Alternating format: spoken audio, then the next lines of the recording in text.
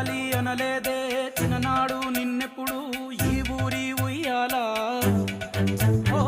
నీ పాదం ముద్దాడి పులకించి పోయిందే ఈ నెల ఇయ్యాలా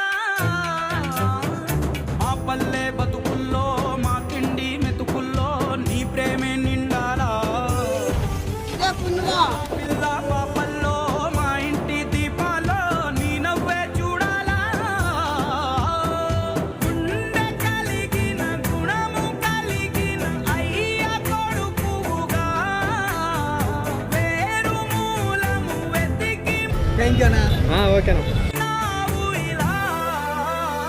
పండగలా దిగి వచ్చావు ప్రాణాలకు వెలుగిచ్చావు